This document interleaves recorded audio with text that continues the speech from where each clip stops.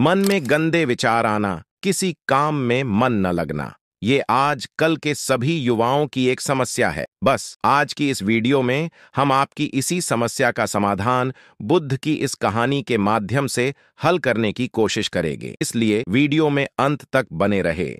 भिक्षु तथागत से कहता, मैंने मन को जीत लिया है, अब यह मुझे विचलित नहीं कर सकता। तो एक दिन गौतम बुद्ध ने कहा, ठीक है, तुम दक्षिण दिशा में भिक्षा मांगने जाओ, यही तुम्हारी आखिरी चुनौती है। फिर अगले दिन ही भिक्षु ने व्याकुल होकर कहा, बड़ी गलती हुई, लेकिन अब मैं दोबारा उस दिशा में भिक्षा मांगने नहीं जाऊंगा। ये कहानी शुरू होती है जब एक बड़े प्रदेश का राजकुमार अपना राजमहल सब कुछ त्याग कर बौद्ध संघ में शामिल हुआ। शुरुआती दिनों में नए भिक्षु ध्यान करना सीखते, इसके साथ साथ गौतम बुद्ध उन्हें भिक्षा मांगने भेजते ताकि भिक्षुओं का अहम कमजोर हो और उनका व्यवहार विनम्र हो जाए। संघ में आने के कुछ समय पश्चात राजकुमार भी भिक्षाटन पर जाने लगा। शुरू में सब ठीक था, लेकिन कुछ ही दिनों में घटना घटी जिस कारण राजकुमार विचलित हो गया और उसने भिक्षाटन पर जाने से मना कर दिया। भिक्षाटन का नियम था कि भिक्षु केवल 2 घरों में भिक्षा मांगते और नहीं मिलती तो आश्रम वापस आकर जल ग्रहण करते। एक बार राजकुमार भिक्षु नगर में भिक्षा मांगने निकला और दुस्सहयोग से भिक्षा नहीं मिली। शुरू में राजकुमार भिक्षु को निराशा हुई, लेकिन कुछ ही पलों में उसका मन शांत हो गया, जैसे कुछ हुआ ही ना हो। बिना प्रयास के आज भिक्षु बड़ा प्रसन्न था। उसने लौटकर गौतम बुद्ध से कहा, आज मुझे भिक्षा प्राप्त नहीं हुई, लेकिन मेरा मन शांत है, ना किसी विचार ने मुझे परेशान किया। गौतम बुद्ध भिक्षु की सारी भावनाएं समझ रहे थे। तथागत ने कहा, अच्छी बात है, अब तुम कल महल की तरफ भिक्षा मांगने जाना। भिक्षु ने आज्ञा का पालन किया और अगले दिन भिक्षा मांगने निकल गया। कुछ देर बाद जब भिक्षु महल के आगे से गुजरा तो उसे अपना महल याद आ गया कि कैसे वह ऐशो आराम का जीवन जीता था। भिक्षु ने सोचा, महल में खाने को स्वादिष्ट पकवान मिलते और सेवा करने को कई नौकर होते और सभी प्रकार के सुख मिलते। ऐसा सोचते सोचते भिक्षु के मन में इच्छा हुई कि आज बढ़िया भोजन मिल जाए। तभी भिक्षु सचेत हो गया कि यह सब अतीत की स्मृतियां हैं और मैं केवल इन्हें देख रहा हूं। पुरानी यादों के ताजा होने से मन में कुछ इच्छाएं प्रकट हो रही हैं, यह भी मैं केवल देख रहा हूं। अगर मैं इन शारीरिक इच्छाओं को पूरी करने की लालसा रखूं तो मैं मन की शांत और यह जागृत अवस्था खो दूंगा। भिक्षु ने महसूस किया कि जब जब हम स्वयं को 2 कदम आगे ले जाते हैं, चेतना का स्तर ऊपर उठाते हैं, तब तब मन इस प्रकार के खेल खेलता है। जब हम मन को शांत करने लगते हैं, तब मन हमें बेचैन करने की पूरी कोशिश करता है। भिक्षु यह सोचकर बहुत खुश हुआ, क्योंकि आज उसने आत्मचिंतन से मन के बारे में गहरी समझ और सूक्ष्म दृष्टि प्राप्त कर ली। भिक्षु ने आश्रम आकर गौतम बुद्ध को सारी बात बताई और कहा, तथागत, आज मुझे आपकी कृपा से सूक्ष्म दृष्टि प्राप्त हुई। मन हमें बार बार इच्छाओं में उलझाना चाहता है। महल को देखकर मुझे भी पुराने सुखों का स्मरण हो आया, लेकिन आज भी विचार मुझे छू नहीं पाए। गौतम बुद्ध ने कहा, अच्छी बात है, कल नगर की दक्षिण दिशा में जाना, वहां एक हवेली है, वहां मन और विचारों पर उपदेश देकर आना। भिक्षु बहुत खुश हुआ। आज वो जल्दी जल्दी चल रहा था क्योंकि वो उपदेश देने जा रहा था।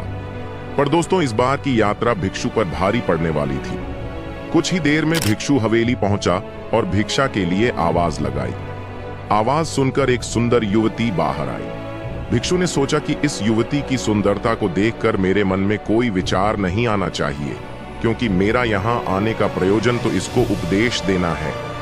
युवती ने भिक्षु को प्रणाम किया और कहा, आइए पहले भोजन ग्रहण कीजिए। भिक्षु ने भोजन किया, फिर सोचा कि उपदेश देने से पहले थोड़ा आराम कर लेता तो अच्छा होता। भिक्षु ये सब सोच ही रहा था। इसी बीच युवती ने कहा, श्रीमान, आपने अभी अभी अन्न ग्रहण किया है, अब थोड़ा आराम कर लीजिए, फिर उपदेश शुरू करना। ये सुनते ही भिक्षु सतर्क हो गया। जो योजना वह मन में बना रहा था, ये महिला वह सब बिन बताए करती जा रही थी। भिक्षु ने सोचा, ये सब संयोग है, यहाँ लोग भोजन के बाद आराम करते होंगे। फिर भिक्षु आराम करने लेट गया और विचार करने लगा कि महिला कितनी समझदार है और इसकी सुंदरता बेजोड़ है। अगर मैं राजकुमार होता तो ऐसी ही स्त्री के साथ विवाह करता। भिक्षु के मन में ऐसे ही कुछ विचार चल रहे थे। इतने में युवती फिर से आई और बोली, अगर आप राजकुमार होते तो मुझे उपदेश कैसे रहते? भिक्षु जी, आप तो मुझे उपदेश देने आए थे ना? युवती का इतना कहते ही भिक्षु को स्पष्ट हो गया कि युवती तो मन पढ़ सकती है। भिक्षु घबरा गया और हाथ जोड़कर पूछा, क्या आप मेरा मन पढ़ सकती हैं? युवती ने कहा, क्षमा कीजिए, ध्यान करते करते मेरा मन शांत हो गया है, इसलिए बड़ी आसानी से मुझे दूसरों के विचार अपने आप महसूस हो जाते हैं, उनकी भावनाएं समझ आ जाती हैं। जब भिक्षु ने सुना तो उसके पैरों तले जमीन सरक गई। फिर बिना कुछ बोले भिक्षु तत्काल आश्रम की ओर चल पड़ा। रास्ते में चलते हुए भिक्षु का दिमाग फटा जा रहा था, उसकी बेचैनी बढ़ गई थी। भिक्षु खुद को कोसने लगा कि मेरे मन में युवती के लिए ऐसे विचार क्यों आ रहे थे। उसने मेरे बारे में क्या सोचा होगा? अगर यह बात लोगों को पता चलेगी तो लोग भिक्षुओं और संघ के बारे में क्या सोचेंगे? आज भिक्षु बहुत लज्जत महसूस कर रहा था और वह थोड़ी ही देर में आश्रम पहुंच गया। जब भिक्षु गौतम बुद्ध के सामने पहुंचा तो तथागत ने देखा कि उसके चेहरे की रौनक जा चुकी है। दोनों कंधे झुके हुए थे। भिक्षु ने बुद्ध से कहा, अब मैं कभी भिक्षा के लिए नहीं जाऊंगा। तथागत ने कहा, पहले आराम से बैठो, फिर मुझे बताओ कि तुम्हारी चाल में इतनी थकान क्यों है? आज तुम्हारे चेहरे पर तेज की जगह ग्लानि की भावना क्यों है? भिक्षु ने सारी बात बताई और कहा, मैं सब कुछ जानते हुए भी महिला की सुंदरता के बारे में और अन्य चीजों के बारे में सोच रहा था। मैं मन से पूरी तरह हार गया। अब मैं कभी उस दिशा में नहीं जा पाऊंगा। मैंने बौद्ध संघ का भारी अपमान किया है। गौतम बुद्ध ने कहा, सबसे पहली बात, परेशानी को बढ़ा चढ़ाकर मत सोचो।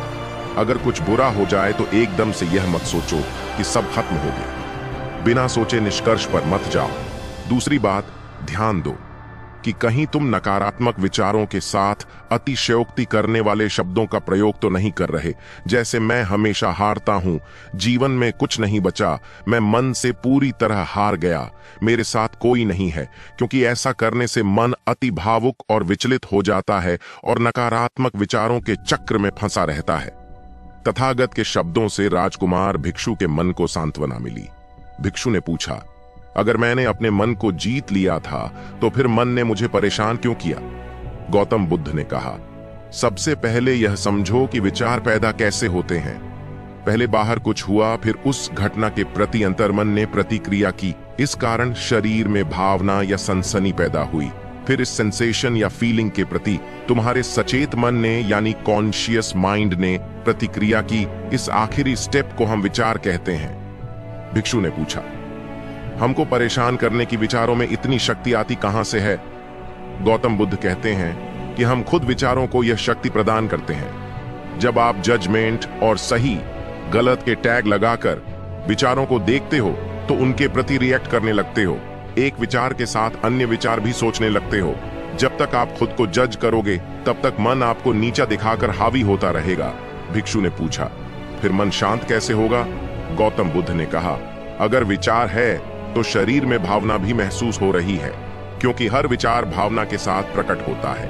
अगर आप अश्लील विचार महसूस कर रहे हो तो इसका मतलब है कि शरीर में एक भावना यानी सेंसेशंस भी महसूस हो रहे हैं और फिर आप उसके बारे में सोच रहे हो या रिएक्ट कर रहे हो। और इसी बात में मन को शांत करने का तरीका छपा है। हर विचार को देखना कठिन है क्योंकि विचारों का वेग तेज है, लेकिन शरीर में महसूस हो रही भावना यानी सेंसेशंस को देखना आसान है क्योंकि यह देर तक बनी रहती है।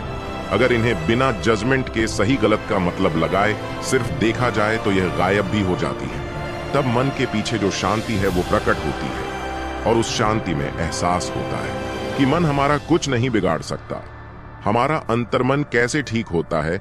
नॉन जजमेंट से अगर हम किसी भी इंसान या घटना या फिर अपने मन को बिना जजमेंट के देखते हैं तो मन के साथ साथ अंतर्मन अपने आप स्वस्थ और शांत होने लगता है।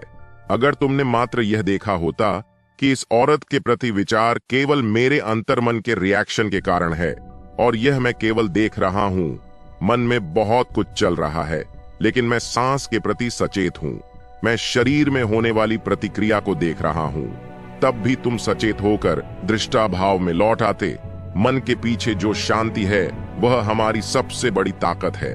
हम बड़ी आसानी से विचारों को शांत कर सकते हैं और एक दिन यह जान सकते हैं कि किसी भी प्रकार का विचार चिंता असल में इस शांति को पार नहीं कर सकता। हम हमेशा विचारों से अछूते हैं। गौतम बुद्ध कहते हैं, तुम याद रखो विचार तुमसे हैं, तुम विचारों से नहीं, तुम हमेशा ही अपने विचारों से शक्तिशाली हो, अपने डरों और चिंताओं से शक्तिशाली हो।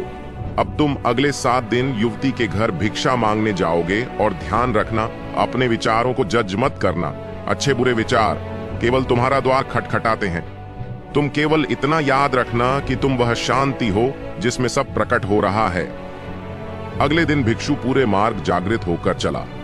महिला के घर जाने से पहले थोड़ी घबराहट हुई, लेकिन भिक्षु दृष्टा भाव में बना रहा। विचारों को, शरीर में उठ रही भावनाओं को, डरों को, गिल्ट को, सबको बस देखता रहा।